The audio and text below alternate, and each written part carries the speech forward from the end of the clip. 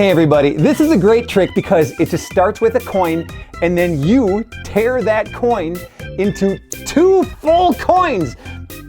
This is a trick that gets reactions like, what?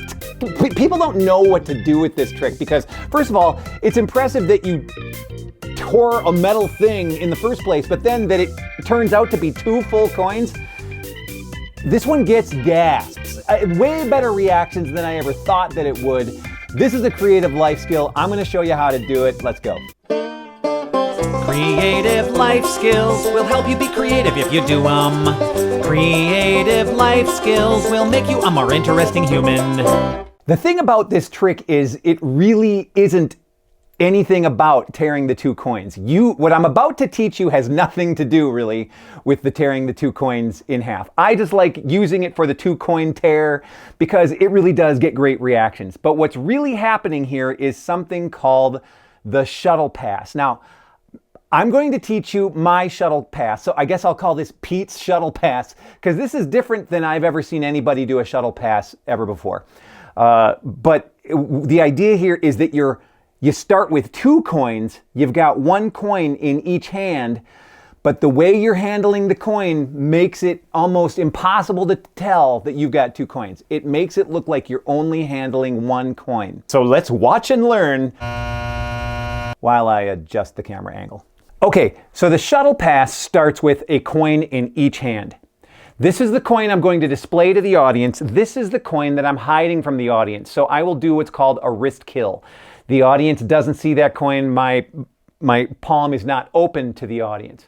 But then when I want to move this coin to my other hand, I'm actually thumb palming it. I put my thumb in the way of the coin, and then I throw this coin up and I just hit it. I'm doing this motion.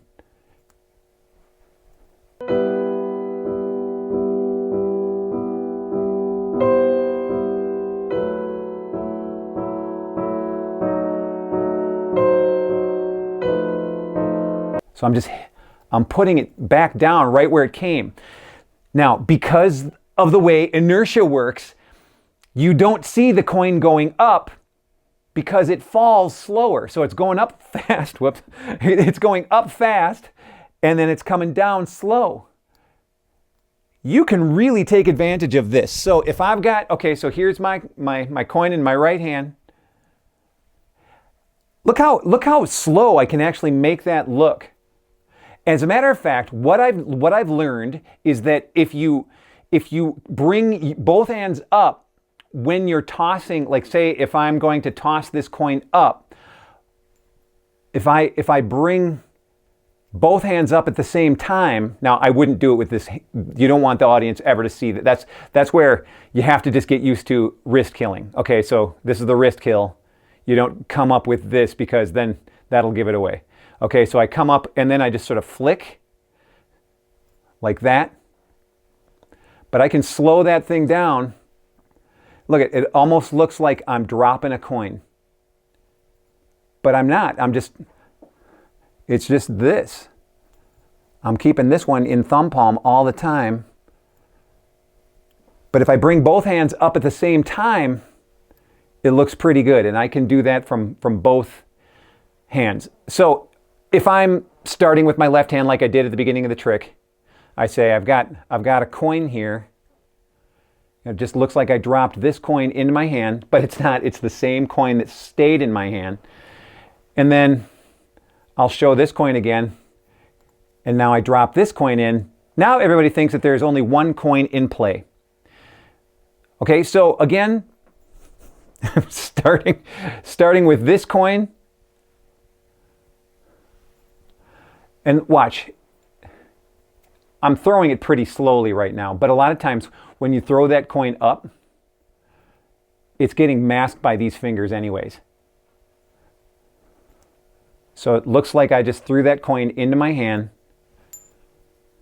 Now, what happened now is something that I'm glad happened because it hit the other coin. That's one thing you never want to do. Sound will give this trick away. So you got to make sure that you've got this coin scooched away where it's not going to get hit. You only want to toss this coin up to your fingers. like this. So again, let's just start with one coin. We only have one coin in play. Now, I'm going to pretend, I'm going to go through the actions like I am throwing the coin with this hand.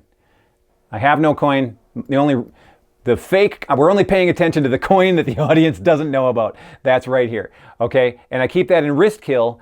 When it's in wrist kill, I can very quickly move that up in my other hand. And I just practice this motion over and over again. This is the move. I should slow this down so you can see it.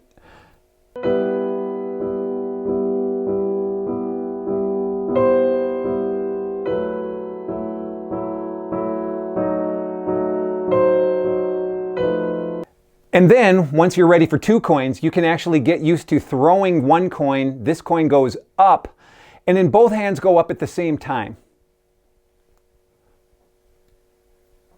Like that. I'm doing nothing with this.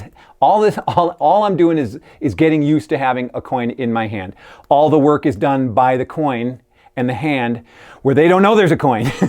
This is the only thing working here. But what's cool is if you go up at the same time, it falls out of your fingers quite naturally. I mean, how does that not look good? Okay, so I just moved the camera angle. A lot of times I'm really just doing this right at my belt height. So here's the idea is it doesn't have to be any big thing either. If you wanted to just make it low, this still reads to the audience like you only have one coin. You just don't want to make them clink. If you can keep them from clinking, and that's the Shuttle Pass. Okay, so phase 2, tearing the coin. So what happens is, this is probably what you think it is. It's just you want the noise and you want it to be nonchalant. You're holding two coins in one hand. So I've got this one in finger palm. I don't even let them touch.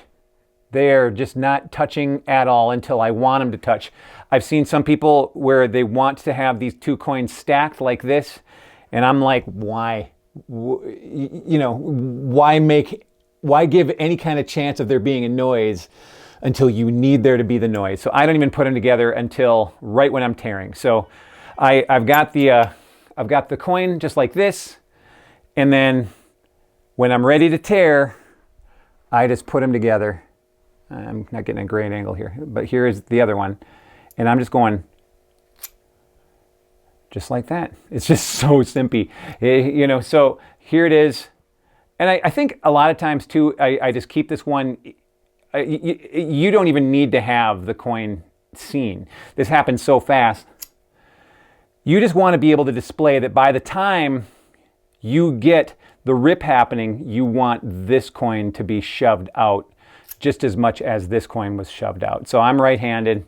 So when I rip it, I want it to be looking like this at the end. So thumb and index, thumb and index. Index, thumb, index, thumb. This is how you should end, because this is a clean display. Then they don't see anything else in your hand except for those two coins. It's a surprise that you have two coins because they've only seen you mess around with one coin. Okay, so again, rip. This is the coin that I have hidden. It's just in finger palm. I just make sure that's buried. Watch out for your windows. These are windows. You don't want people to see anything through there, so you just keep them tight. But don't keep them unnaturally tight. The whole idea of coin magic is to keep everything looking relaxed. So then I put the coin here. Then when I come to tear it, I just move this in place, make the noise, and display openly like that. Ta-da! So there you go. That's the tear the coin into two coins trick with a Pete's Shuttle Pass bonus. And don't be intimidated by the Shuttle Pass. It does take practice, but you'll get that pretty quickly. Just practice. What I would do is practice videoing yourself. That's actually helped me a lot. When I video my tricks, I get better. Do it in front of a mirror too. And just remember the wrist kill. You just want to make sure that the audience isn't seeing a coin when they shouldn't be seeing a coin, and just sort of keep it all up to speed. You don't want to flash a coin. But anyways, this has been a Creative Life Skill. My name's Pete, and this is a Creative Life. And if you like this stuff, please give it a thumbs up. And until next time, I'll see you in the next video. Bye-bye.